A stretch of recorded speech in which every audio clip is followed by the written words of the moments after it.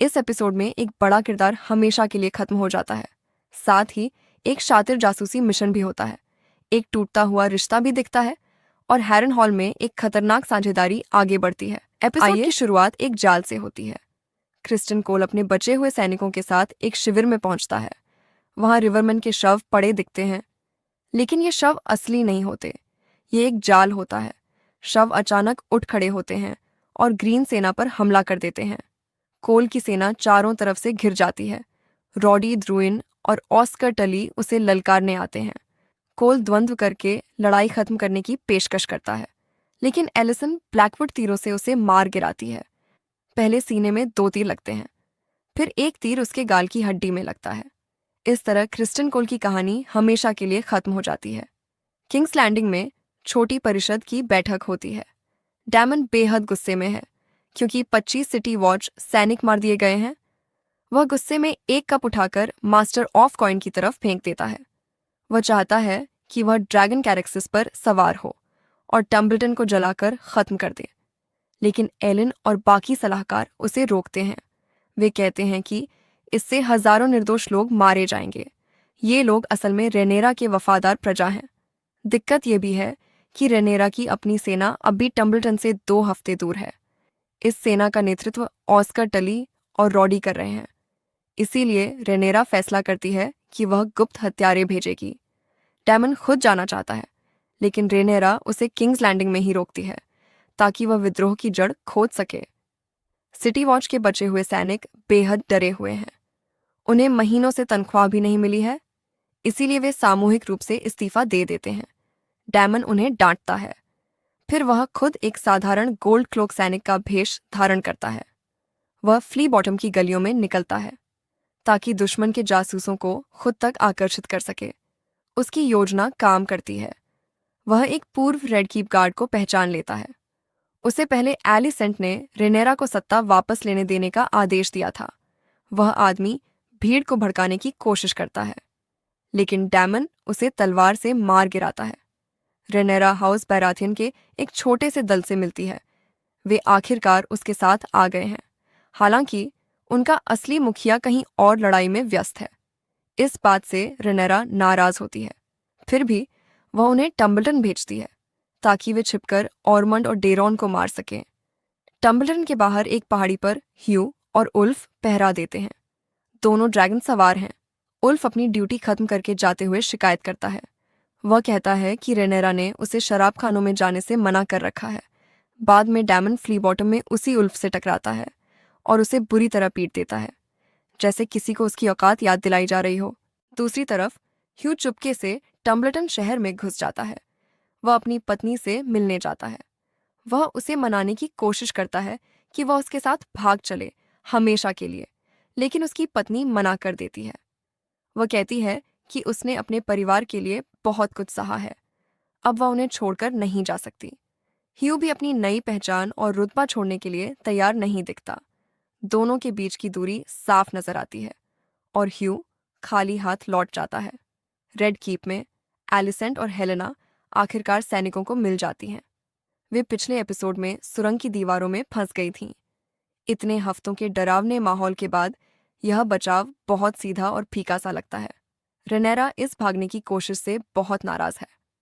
Alicent सफाई देती है कि हेलेना गर्भवती है और वह बहुत कमजोर हो चुकी है, इसीलिए बंद कमरे में रहना उसके लिए ठीक नहीं था।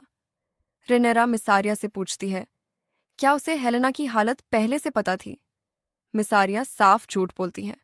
इसके बाद वह चुपचाप उस नौकरानी को मरवा देती है जिसने एलिसेंट और हेलेना की मदद की थी, ताकि कोई सबूत या गवाह ना बचे। एलिन अपने पिता कॉर्लिस से मिलने जाता है। कॉर्लिस अभी भी बचे हुए समुद्री लुटेरों का पीछा कर रहा है। एलिन उसे मनाता है कि वह वेलेरियन सैनिक भेजे ताकि वे मरे हुए गोल्ड क्लोक्स की जगह ले सकें। कॉर्लिस अभी भी इस बात से आहत है क्योंकि रेनेरा ने उसके बेटों को औपचारिक रूप से उसका बेटा मानने से इनकार कर दिया था। एलिन उसे याद दिलाता है कि खुद कॉर्लिस को भी यह सच स्वीकार करने में दशकों लग गए थे।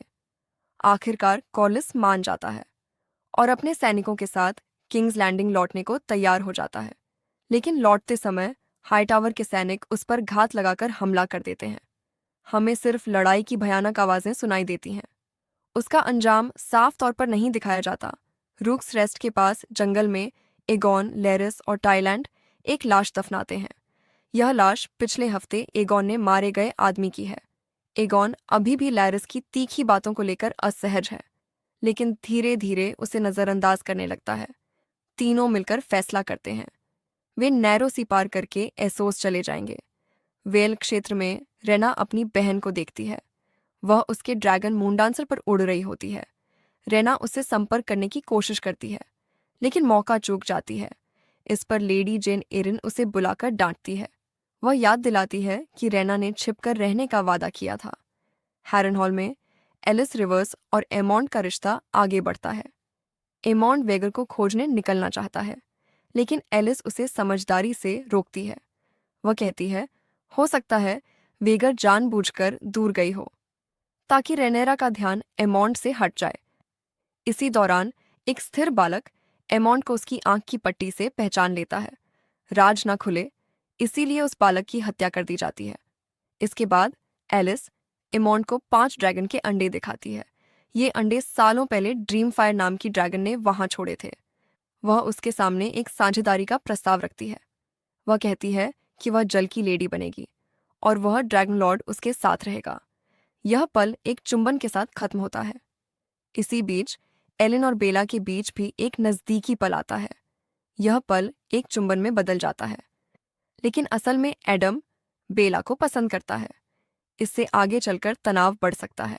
टम्बलटन में ग्वेन आखिरकार पहुंच जाता है।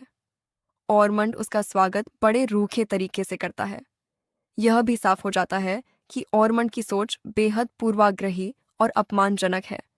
जब ग्वेन और डेरॉन अकेले में बात करते हैं, तो डेरॉन बताता है कि उसे पता है ऑरमंड कैसा क्रूर इंसान है। वह ग्वेन से नाराज भी है, क्योंकि उसे लगता है ग्वेन ने उसे अकेला छोड़ दिया। ग्वेन खुद को समझाने की कोशिश करता है।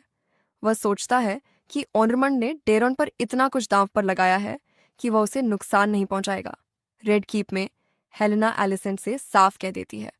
उसे पता है कि एलिसेंट ने पिछले हफ्ते झूठ बोला था। यह झूठ उसकी बेटी जायहेरा को बचाने के बारे में था। हेलेना यह भी समझ चुकी है, एलिसेंट असल में सिर्फ अपनी जान बचाने की कोशिश कर रही है। रिनेरा सिंहासन कक्ष में आम जनता की शिकायतें सुनती है, लेकिन उनके सवालों के तसल्ली बख्श जवाब नहीं दे पाती। इससे भीड़ में असंतोष बढ़ता है। तभी आयरन थ्रोन की एक धारदार तलवार से उसकी उंगली कट जाती है। वह गुस्से और दर्द में वहां से चली जाती है। वापस टम्बलटन में ऑर्डरमंड एक घमंडी भाषण दे रहा होता है। तभी रेनेरा के भेजे हुए गुप्त हत्यारे वहां पहुंचते हैं।